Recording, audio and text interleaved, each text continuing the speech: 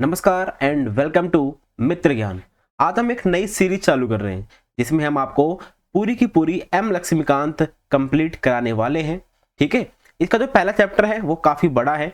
एक वीडियो के अंदर अगर हम पूरा चैप्टर आपको कराएंगे तो वीडियो है वो काफ़ी लेंदी हो जाएगी, काफ़ी बड़ी हो जाएगी, जिससे आपको कुछ चीज़ें समझने में, कुछ चीज़ों को याद रखने में दिक्कत आ सकती है। इसीलिए हमने इन वीडियो को पार्ट वाइज हम इसको आपको कराएंगे। जो पहला चैप्टर है उस पहले चैप्टर का ये पार्ट 1 है।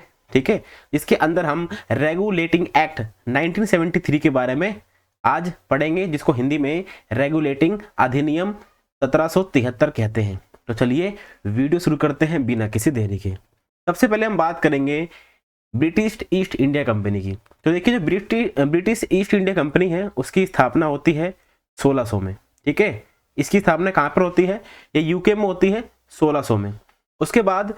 उसके बाद इनका क्या क्या करते हैं ये लोग? ये भारत के अंदर आना स्टार्ट करते हैं, अपनी कई जगह पर कंपनियां खोलते हैं, जिसको हम फैक्ट्री बोलते हैं। ठीक है, फैक्ट्री का मतलब ये था कि माल खरीदेंगे, फैक्ट्री के अंदर रखेंगे और वहां से इसको क्या कर देंगे? एक्सपोर्ट कर देंगे। ये काम था इनका मेनली स्टार्टिंग में। उसके बाद क्या होता है, ये सारा फिर धीरे धीरे काम करते रहते हैं। उसके बाद 1765 में यानी 1765 में ये एक शासकीय निकाय के रूप में चेंज हो जाते हैं, बदल जाते हैं। ऐसा क्यों होता है वो हम जान लेते हैं। ठीक है, अब देखिए, जो यूके है और जो भारत है उसकी दूरी आपको काफ़ी ज़्यादा देखने को मिलती है। ठीक है, काफ़ी ज़्यादा आपको देखने को मिलती है। इनकी दूरी क्या है? बहुत ज़्यादा है। इसीलिए क्योंकि उस समय ना तो इंटरनेट था ना ही मोबाइल थे, तो संचार की दिक्कत काफ़ी ज़्यादा थी। तो संचार की एक तो कठिनाइयाँ थी। ठीक है, और भारतीय जो मामले हैं ना उसके बारे में गलत सूचनाएं भी थी यूके के अंदर, और भारत के अंदर दिलचस्पी भी बहुत कम थी, यानी इसको बोल सकते हैं कि अभाव था।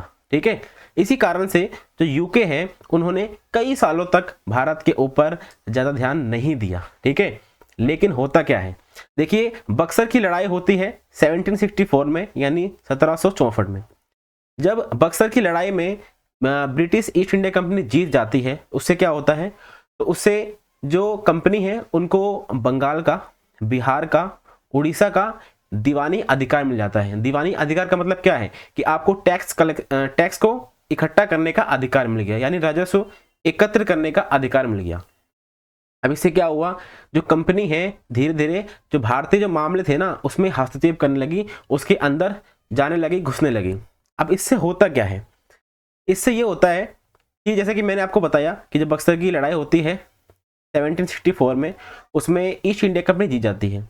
उसके बाद भारत के अंदर जो राजनीतिक शक्ति है ना, इसका बनना स्टार्ट हो जाता है ईस्ट इंडिया कंपनी का।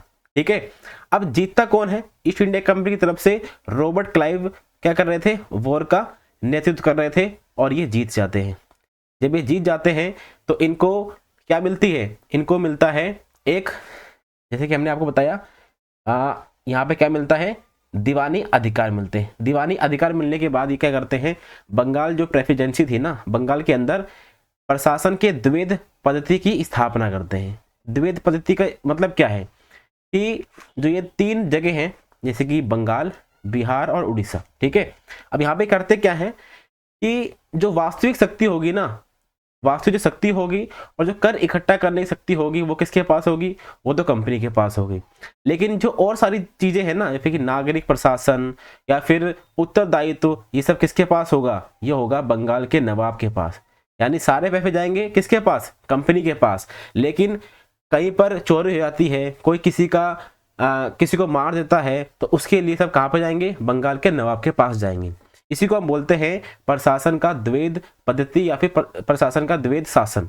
ठीक है, तो ये आपको ध्यान रखना है कि द्वैध शासन क्या था। इसको किसने लागू किया था? रॉबर्ट क्लाइव ने इसको लागू किया था। अब इसको लागू करने पे क्या हुआ? इसके लागू करने से क्या हुआ कि कुप्रशासन हो गया। ठीक है, जो प्रशासन था ना वो एकदम बिगड़ गया, क्योंकि पैसे जा रहे थे किसके पास? कंपनी के पास, वो भी बेकार तरीके से। अब इससे क्या हुआ कि जो कंपनी के जो वर्कर थे ना, जो काम करने वाले थे कंपनी के अंदर, उन्होंने निजी व्यापार चालू कर दिया। ठीक है, उनके पास सारे अधिकार थे, उन्होंने क्या किया? निजी व्यापार चालू कर दिया, जिससे कंपनी को दिवालिया जैसी हालत आ गई। जब कंपनी की दिवालिया जैसी हालत आ गई तो उन्होंने क्या किया? ब्रिटेन से, जो ब्रिटेन के अंदर सम्राट है, उनसे ऋण लेने के लिए कहा गया। ठीक है। लेकिन जो लोग थे ना जो काम कर रहे थे कंपनी के अंदर, वो बहुत समृद्ध होते चले गए। ठीक है, ये आप समझ में आ गया। अब जो ब्रिटिश सरकार है उन्होंने सोचा कि अब हम क्या करेंगे, भारत के मामलों के अंदर हम भी दखल देंगे और उनका नियंत्रण करेंगे, क्योंकि उस समय जो ईस्ट इंडिया कंपनी थी वो काफ़ी महत्व रखती थी ब्रिटेन के अंदर। ठीक है, इसीलिए 1973 में जो ब्रिटिश सरकार है उन्होंने एक रेगुलेटिंग एक्ट लेके आते हैं। ठीक है, ये आपने देख लिया कि बैकग्राउंड क्या था। अब हम देख लेते हैं कि जो रेगुलेटरी एक्ट था 1773 का, उसके अंदर क्या क्या विशेष बातें थी वो हम अब जान लेते हैं। देखिए, भारत के अंदर जो ईस्ट इंडिया कंपनी थी उसके मामलों में नियंत्रित और विनियमित यानी कंट्रोल करने के लिए और रेगुलेशन करने के लिए ब्रिटिश सरकार द्वारा उठाया गया ये पहला कदम था। ये आपको ध्यान रखना है, इससे पहले कोई भी ऐसा बड़ा कदम उठाया नहीं गया था ब्रिटिश सरकार के द्वारा। उसके बाद क्या होता है, तो ब्रिटिश सरकार ने क्या किया, इस एक्ट के द्वारा जो कंपनी के राजनीतिक और प्रशासनिक कार्य थे ना उसको आधिकारिक रूप से मान्यता प्रदान कर दी या फिर अप्रूवल दे दिया जो भी ये काम कर रहे थे। ठीक है, एक तो ये काम होता है इस एक्ट के द्वारा। उसके बाद शक्तियों का केंद्रीकरण होता है। ठीक है, जैसे कि उस समय 3 तरह की प्रेसिडेंसी थी, जैसे कि बंगाल, ठीक है, और एक था आपका मद्रास और एक था आपका बंबई। अब यहाँ पे तीनों में क्या थे, गवर्नर थे। तीनों के पास स्वतंत्र रूप से अपनी अपनी क्या थी, शक्तियां थीं। लेकिन जब 1773 का एक्ट आता है, रेगुलेटिंग एक्ट, तो क्या होता है, यहाँ पर गवर्नर का नाम चेंज करके क्या कर देते हैं, गवर्नर जनरल। ठीक है, क्या कर देते हैं, गवर्नर जनरल। और जो मद्रास और बॉम्बे के प्रेसिडेंसी गवर्नर थे ना उसको क्या करते हैं, इनके अधीन कर देते हैं, बंगाल के गवर्नर जनरल के अधीन कर देते हैं। तो उससे क्या होता है, जो पावर होती है ना वो किसके हाथ में चली जाती है, गवर्नर जनरल के, बंगाल के गवर्नर जनरल के पास चली जाती है। उसके बाद एक वो बनाई जाती है परिषद। ठीक है, जिसके अंदर 4 मेंबर होते हैं और ये परिषद क्या करती है, ये गवर्नर को सलाह देने के लिए बनाई जाती है। एक कार्यकारी परिषद होती है, इसके बारे में हम थोड़ा आगे देखेंगे। तो जो बंगाल के प्रथम गवर्नर जनरल थे वो थे वॉरेन हेस्टिंग। ठीक है, वॉरेन हेस्टिंग थे, यहाँ पर आप उनकी फोटो देख सकते हैं। ये आपको नाम ध्यान रखना होगा कि भारत के अंदर जो प्रथम गवर्नर जनरल थे वो कौन थे, वो थे वॉरेन हेस्टिंग। ठीक है, ये आपको ध्यान रखना है। फिर मैंने आपको बताया कि गवर्नर जनरल के लिए एक परिषद बनाई गई थी। ये परिषद किस प्रकार की थी, ये परिषद थी कार्यकारी परिषद। ठीक है, इसके अंदर 4 सदस्य थे और जितने भी मामले थे ना उसका निर्णय हम बहुमत के हिसाब से लेते थे। लेकिन हुआ क्या, जब 4 लोग होंगे तो बहुमत लेना क्या हो जाएगा, बहुत ही दिक्कत वाली बात हो जाएगी। ठीक है, तो जो गवर्नर जनरल था उसके लिए काफी सारे संघर्ष देखने को मिलते हैं, क्योंकि जो परिषद थी उसके अंदर 4 लोग थे, बहुमत लेना काफी मुश्किल हो गया था। इसीलिए पीट्स इंडिया एक्ट 1784 लेके आया था है, जिसके अंदर क्या करते हैं, परिषद के अंदर 4 मेंबरों को घटाकर 3 मेंबर कर दिए जाते हैं, जिससे कुछ ना कुछ रियायत मिलती है गवर्नर जनरल को। तो ये आपको ध्यान रखना है कि पहले 4 लोग थे, उसके बाद 1784 के अंदर पीट्स इंडिया एक्ट आता है, उसके अंदर 3 लोग हो जाते हैं। उसके बाद 1773 के रेगुलेटरी एक्ट में क्या होता है, एक तो ये होता है कि हम सुप्रीम कोर्ट की स्थापना करते हैं। ठीक है, 1774 में कलकत्ता के अंदर जो फोर्ट विलियम था वहां पर सुप्रीम कोर्ट की स्थापना की जाती है। जो प्रथम मुख्य न्यायाधीश थे ना, ठीक है, वो कौन थे, वो थे सर एलिजा इम्पे। ये कौन थे, प्रथम मुख्य न्यायाधीश थे। अगर इसके क्षेत्र अधिकार की बात करें तो जो बंगाल के गवर्नर जनरल थे ना उनके जो अधिकार थे आपस में टकराव कर रहे थे, यानी जो उनके अधिकार थे गवर्नर जनरल के और सुप्रीम कोर्ट के जो अधिकार थे वो आपस में टकरा रहे थे, एक दूसरे का विरोध कर रहे थे।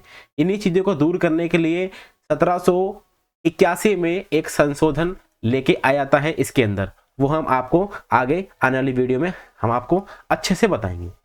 और क्या होती है इस एक्ट के अंदर, जो रेगुलेटरी एक्ट है उसमें कहा जाता है कि जो कंपनी के कर्मचारी हैं, ठीक है, कंपनी के कर्मचारी एक तो निजी व्यापार नहीं कर सकते और जो स्थानीय भारतीय है ना, भारतीयों से रिश्वत भी लेना मना कर दिया गया। एक तो प्राइवेट जॉब नहीं कर सकते, रिश्वत नहीं ले सकते, ये 2 काम इसमें प्रतिबंधित कर दिए गए।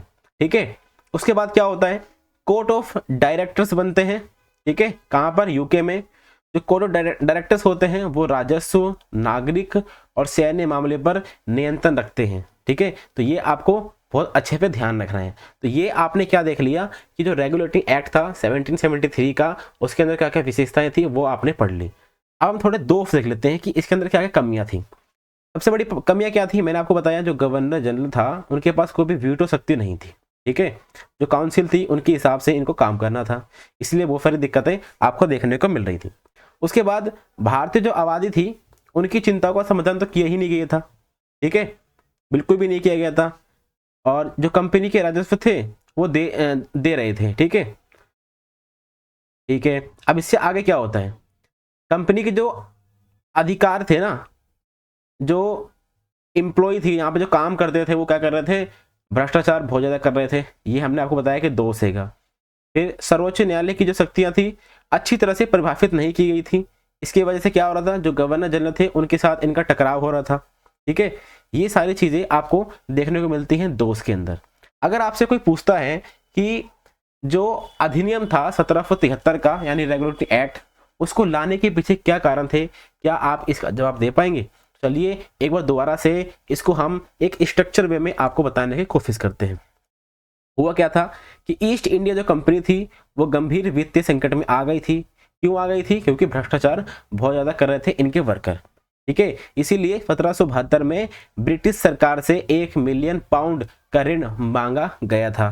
कंपनी के जो वर्कर थे, ठीक है, अधिकारियों पर भ्रष्टाचार और भाई भतीजेवाद का आरोप भी बड़े पैमाने पर लग रहा था। उसके बाद बंगाल में भयानक अकाल पड़ा था जिसकी वजह से बहुत बड़ी आबादी नष्ट हो गई थी। और जैसे कि मैंने आपको बताया कि रॉबर्ट जो क्लाइव थे उन्होंने क्या किया था, प्रशासन का दोहरा जो स्वरूप था वो बनाया था, जिसकी वजह से काफ़ी सारी दिक्कतें आपको देखने को मिली थी। ठीक है, जिसकी वजह से बंगाल में अराजकता बढ़ने लगी थी। और 1769 में मैसूर के हैदर अली के विरुद्ध कंपनी की हार भी हो गई थी, जिसकी वजह से हमें इस अधिनियम को लेके आना पड़ा। तो आज की वीडियो में सिर्फ इतना ही। अगर हमारी ये वीडियो आपको अच्छी लगी है, कुछ आपको जानने को मिला है, तो प्लीज़ सब्सक्राइब करें मित्र ज्ञान को और बन रहिए हमारे साथ, क्योंकि अगली वीडियो जल्द ही आएगी और आपको इसका पार्ट 2 जल्द ही देखने को मिलेगा। Thank you very much for discussion.